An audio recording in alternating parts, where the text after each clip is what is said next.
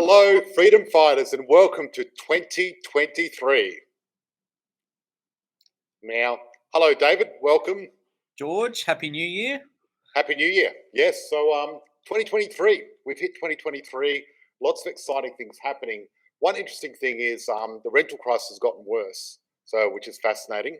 But today we're going to be talking all things finance. We're going to talk about interest rates, what we think the RBA are going to be doing, and what's going to happen this year. I think, it's January.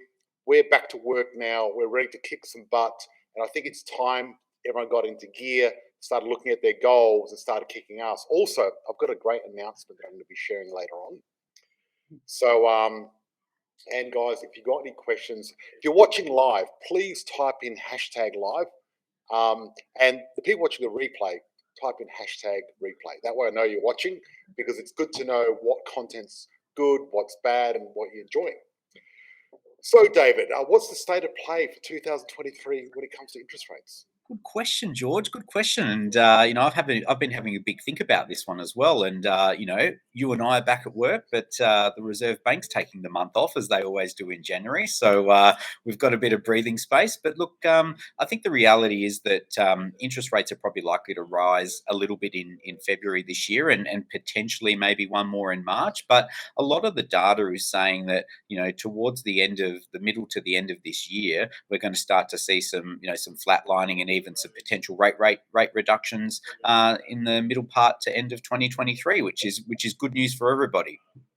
Yeah, look, the thing is, and this is what I'm predicting is going to happen, because I've seen this play out over and over again. Because what happens is, we go through a period where interest rates are pushed up, and then invariably what goes up must come down, and what's down must come up. That's just the way it is. So it's never going to always go down, always go up. And people get confused that way. And at the moment, it's on the way up. But sooner or later, it's going to change direction, go down. And what happens is when interest rates go up, a lot of the non-savvy investors, people who don't know what they're doing, what they do is they drop out of the market. And I've noticed that a lot. People saying, we're not doing it anymore. We're not investing. It's not the right time, and blah, blah, blah. Now, Warren Buffett, pretty smart investor, he's worth billions of dollars. He says, when people are selling, what do? Buy. And when people are buying, you sell. Now, with our strategy, we don't sell anyway, we just buy. I think buying is a better way to do it. But when people aren't buying, you should be buying, because there's no wisdom of the crowd. Most of the people out there are sheep that don't know what they're doing. They just look at what everyone else is doing. You don't want to be a lemming jumping off a cliff. What you want to do is forge your own path. So what's happening is the educated investors know what they're doing. If you want me to answer, is this a good time to buy now? This is the best time. Whenever everyone's telling you not to buy, when everyone else is saying it's not a good time to buy, when you're probably saying it to yourself in your head, you need to flip the switch, and say, okay, now's the time. And when everyone else is saying this is the time to buy, probably not the right time to buy. But I think it's always a good time to buy if you're educated and know what you're doing. And if you don't know what you're doing, it's a bad time to buy. So the RBA are having a break, and then with interest rates, you think they're going to go up a little bit maybe, and then when do you think they're going to go down? I think there's sort of talk around the middle part of the year. So as we've spoken about a few times, George, what happens is obviously the Reserve Bank has their reactions, and they increase or decrease rates. And what happens after that is the data starts to flow through 2 or 3 months after each of those rate changes. And so what's happening is we're now only starting to see the implications of these rate rises over the last 6 or 8 months, which is starting to flow into market in the data. So I think it's one of those situations where once all of the rate rises up until Christmas have kicked in, we'll sort of have that information from market around March or April of this year. And I think that's a point in which the Reserve Bank will stop increasing rates. And then, depending on what happens in the economy after that, I'm thinking rates will start to drop towards the middle to end of this year. Mm-hmm. Okay, great. And so I was just curious. I mean, when it comes to mortgage stress, is there much of mortgage stress in the marketplace? Who's getting affected? Where are they getting affected? I know the higher end, they're finding a bit of challenge. And you'll see the higher end of the market has dropped, but the middle end has sort of stayed steady. Yeah. Why is that?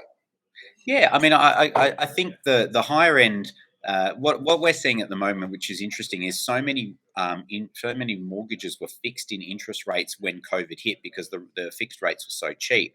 Yep. We're now seeing is that 2023 is going to be that year where a lot of those fixed rates start to roll off, and so people that were paying 1.99% for 2 or 3 years are going to be paying 4 or 5% when they come off those fixed rates in 2023. So I think we've been somewhat clouded with mortgage stress over the last 12 months, and there might be some issues, across the board. But at the end of the day, as we always say, George, you don't buy property if you know that you can't afford it.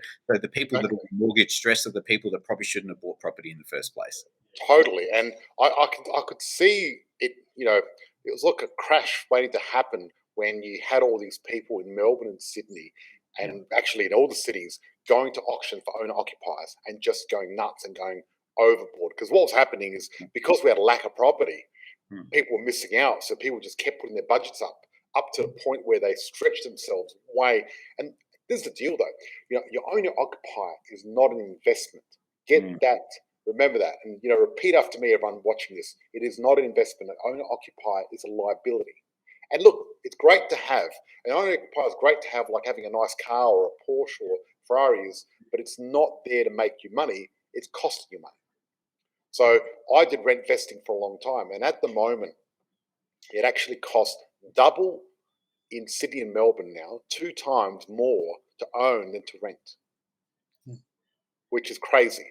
And I mean, you know what I did when interest rates were high?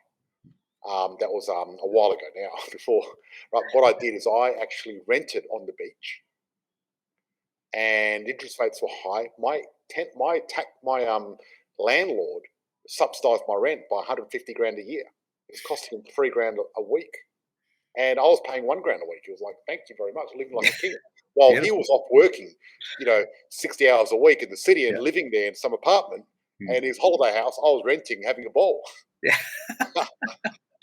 Love it. Nice, nice. And what's really interesting as well, you're talking about sort of Sydney and Melbourne. I mean, Sydney and Melbourne are where we've seen drops in property value actually, whereas Yep. Adelaide and the Queensland market continued to increase in value. In fact, Adelaide market was actually still positively increased in growth in December of last year.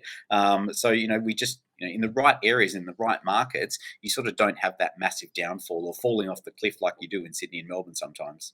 No, no. And look, one thing about Australia, which I love, is we Mm. just have a small correction, not a big Correct. crash like America do in other Mm. countries. You look at Yeah. Spain, Italy, Portugal, a lot of Europe. You look at America, all those places. You know, after GFC, they went just crashed right down and lost. Some properties lost 100%. They're worth nothing. And at one stage, you could buy a whole village for like $100 in Spain, right? They were buying houses for $2 because people couldn't afford to pay the taxes. So that never happened in Australia. And actually, No. our members and myself, most of our properties stayed where they were or went up because we were buying the top 200. But the funny thing is, I had 1 or 2 properties that I bought before the top 200 concept came around. So I Mm. thought of that. And those properties did drop. But what happened was um, the tenants didn't know it dropped. Mm. I didn't ring the banks and tell them. And what happened was people still paid their rent and they'd gone back up again now. Yeah. And So, you're right. We're in this massive rental crisis, right? Where you see it in the news every day. There's 100 people queuing up to apply for a rental property at the moment. As soon as it hits the market. yeah, and you know why? I mean, Mm. think about this. I mean, if you're paying double to have a mortgage, Yeah. you're saving 50% by renting. So a lot of people are motivated to rent now and things like that. So, Yeah. you know, 100%. Rent investing is definitely a massive thing at the moment, and a lot of members that come through are trying to adopt that strategy. And it's a fantastic way to not only get in the market, but as you said, have your tenant subsidise your mortgage and continue to live where you want. yeah. So what's happening with borrowing capacities at the moment with people?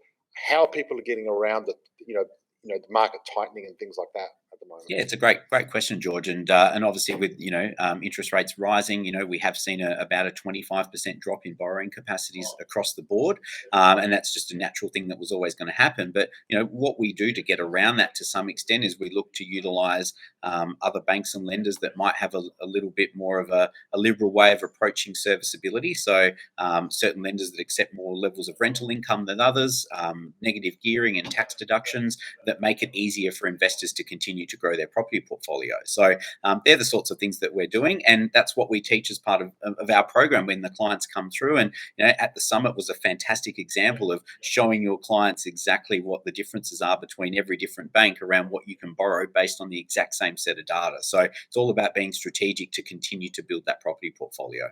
Exactly. And look, a lot of people think, the line to success, the line to getting borrowing capacity in a loan is a straight line, but it's not, because you got to swim that lake, climb that tree, get over that thing. It's Yep. not easy. But you know Yep. what? At the end of the day, Mm. what you need is a team behind you, like your team, David, that are Yep. going to pick you up and dust you off when you get rejected or if you don't get what you want, and Yep. keep going forward, because you got to keep going. You can't give up. I see Yep. so many people giving up at the finish line. They're 1 meter away from the finish line. They just throw in the towel, and it's like crazy. Yep. And it's a matter of being persistent. And the thing is, at the moment, borrowing capacity is getting lower. Mm. And if interest rates go up again, it'll go even lower. And most people that are going direct to banks have got no idea and aren't going to be able to get a lot of borrowing capacity. Now, the savvy investors, what they do is they go to people like yourself, who's more of a mortgage manager than just a broker. Mm. You manage mortgages and you really know what you're doing, and you shop it around, because it's a bit like this. If you remember that game when you're in primary school, not primary school, in preschool, where you got it's half red and half blue, and there's a little star, a little square, a little circle. And the problem is, there's how many lenders out there are there in Australia? Oh, there's hundreds Yeah, over. Yeah. there's hundreds of lenders, so there's hundreds of shapes, and then there's millions of different. There's hundreds of different types of customers, so hundreds, not millions, because each type is a category. Like for example, if you're a police officer, there's certain places that give you a better rate, and if you're self-employed, other places like you. So there's lots of different things that people like or don't like, whether you've got kids or don't have kids, or what suburb you live in, what sort of income range, all that sort of stuff, and what sort of job you've got. So what happens is most people, they go to a bank, and let's say they're a round peg, and the bank's a square hole, and they're like trying to get in, and they get rejected and going, it's me, but it's not you, it's the bank, right? Yep. Now, what's the chance of you walking into the right bank and knowing that it's going to be a round peg? I don't think it's very high. It's going to be low, right? Yep. And it may not even be a bank that's a round peg. The round peg may be a different finance place, and that's the thing. So what you do, which is great, you go, okay, we've got a round peg here. Let's see if we get this round peg and put it in this peg. And then it goes into the round hole, and it's nice and easy. It fits. And then sometimes, they're a triangle, but they need to be a round peg. So we need to sort of shave off a bit of the sides, smooth it over again, and we try to put it in. It's not right there. So we try again. And sooner or later, we get it in. But that's what it's all about. Yeah, exactly right. Sometimes you've got to have. There's always a plan B, and we all like to think that we'll get it done under plan A. Sorry, but you need to have plan B, C, and D sometimes as well. And we've had situations where clients have been, declined for finance with the first option that we thought was going to work, and then we've gone to a different bank and lender under the exact set of same circumstances, and we've had that deal approved. So exactly right. You've just got to continue to work the solution and make sure that we've got those different options for clients to make sure they can complete their property purchase and keep building that property portfolio. Exactly. Now, this is the deal. I've got a special announcement to make while we're here, before we go on, is I'm going to be doing something I've never, ever done in the history of our company. Now, everyone knows that we charge quite good money for our mentorship, for people to come in and learn and how to buy real estate.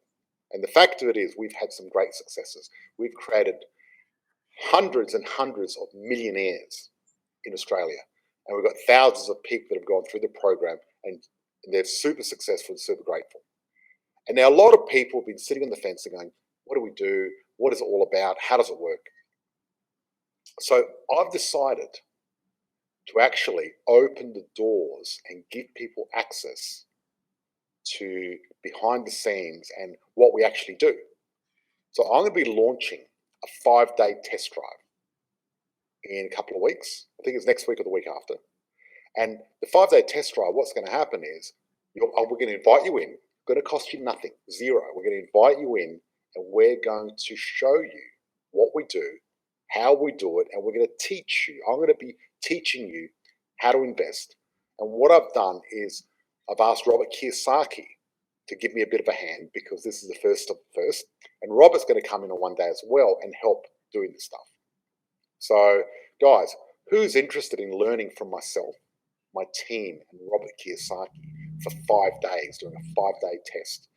If people want a link to it, because I've only got limited numbers, because we're doing a test here to see what it's like. We've only got limited numbers. We're only opening the door for 100 people.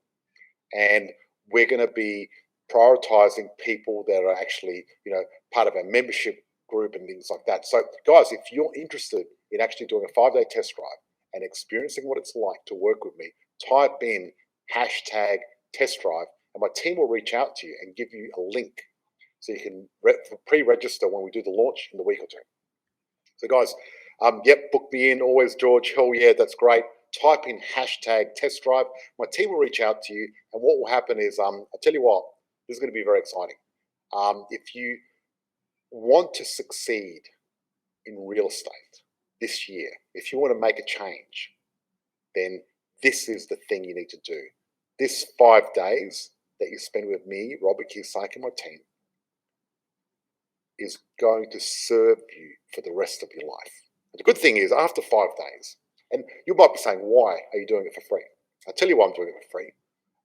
I'll tell you my selfish reasons why I'm doing it for free. One is I do want to help 10,000 Australians and people in the world to invest in property successfully and create financial freedom using the Markoski method. So I need to spread the word. Also, if you spend 5 days with me, there'll be a percentage of you that are going to go, George, this is great. I want to join your program. And if you want to, I'll welcome that. But if you get the 5 days and you get your workbooks and get everything else, you get to keep all the information, all the workbooks anyway, and you can do it yourself, or you can come and join our program. Doesn't matter. So, guys, if you want to do it, type in test drive, because we're never doing this again. I'm launching it next week because it's hard to get Robert Kiyosaki involved in this sort of stuff, but it's going to be exciting. So that's what we're doing. Okay, back to you, David. That sounds awesome, George. Very exciting. And, that was one of the great things that we enjoyed about presenting at the summit as well, was being able to share the strategies and information and the way in which we approach finances. And, more than happy to open that up to people as part of that test drive as well, so they can see exactly what we do and how to maximize their borrowing capacities to buy properties and get in the market. I love it. Might have to get you involved in this test drive. Good idea. Sounds so, good. Someone said, what if I'm not ready to start investing yet? Is it still worth it? Look, I really believe that educating yourself and improving yourself is worth it, even if you're not ready to invest. Because what we're going to be doing over this 5 days is basically helping you get a game plan and show you, how much money you've got, how much, we're going to look at how much money you're earning, how much money you've got, how much you've got saved up, how much you need, and what you need to retire on your income, and how long it's going to take. And some of you will be shocked, but then what we're going to do is we're going to show you how we can help you get there quicker, and you get that plan and keep it with yourself.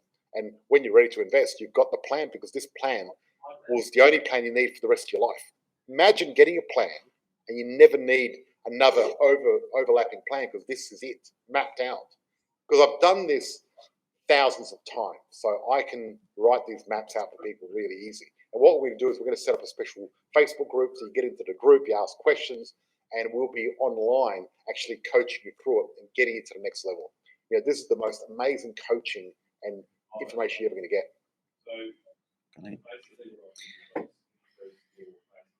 There you go. That's my rant. You're welcome, guys. You're welcome, because I really I'm the sort of guy that when January the 1st, I write down all my goals and I want to get there. So I want anyone that's got goals of becoming financially free, I want to help them. My goals are different. I've done my financial goals. My goals are more my fat waist. So what I've done is I went to Tasmania and ate and drank a lot of alcohol, ate a lot of food. So I've just finished a 4-day fasting mimicking diet today. I've lost 4 centimeters off my waist. I'm going to keep going every month until I get to my goal. So I'm really determined. And that's why I want to say it publicly here. So that way, if you see me looking fat, you can fat shame me. I don't mind. I need it. I need a bit of shaming because I love food. I love it. There's my confession. Certainly no shortages down in Tasmania either, George, with Oh, good food and wine and produce. we One had of the the great parts of the world. we had the Sydney to Hobart Yep. race. So all the people, we had the Melbourne to Hobart, Launceston to Hobart, all at the same time. We had the Tasting Australia Festival. We had oysters and lobster and abalone and the food there. I just love seafood. I'm a big fan. And apple ciders, all made in Tasmania. Oh, it was amazing. So it was excellent. Yeah, so it was a great fun. Now, look, guys, we've got 1 minute to go. If you've got any questions, you better ask quickly because in 1 minute's time, we're going to be going to our Sherp. What is a Sherp, you may ask? Well, I think getting to financial freedom is a bit like climbing Mount Everest. It's a big mountain. And what we do every Thursday with our members is we call it the Sherp, where we are the Sherpas and we guide you up the mountain of success. There you go. And our guide tonight is going to be David, which is going to be great. I love Tassie, make me hungry. Yeah, make me hungry too.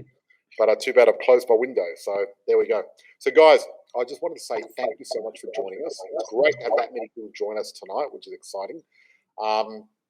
Remember, we're going to be here every Thursday night, same time, same channel, and it's going to be a lot of fun. Someone's currently watching from Hobart. Hi, there you go. I'm building my first home. How can I invest while building? I'm not sure about your particular circumstance, but there is ways of doing it, but you need to talk to someone about it. If you type in hashtag wealth call, one of our team will reach out and let you know how you can do it, if you can do it, because you may not be able to do it. So anything you'd like to add before we say goodbye to everyone, David? No, look, I'm just excited for 2023. I think that, there was a lot of challenges towards the back end of last year with rates rising and so forth. But I think this year is going to be a really strong year when it comes to property and mortgages and investing, and excited to help as many members as possible to achieve their goals. Excellent. David, thank you so much for joining us tonight. Love your work. Good to see you. I'll look forward to seeing you in the Sherp. I'll see you in a minute. Sounds good. Thanks, George. Thanks, everyone. Thanks, Have a good night. everyone. Have a good one. Bye-bye.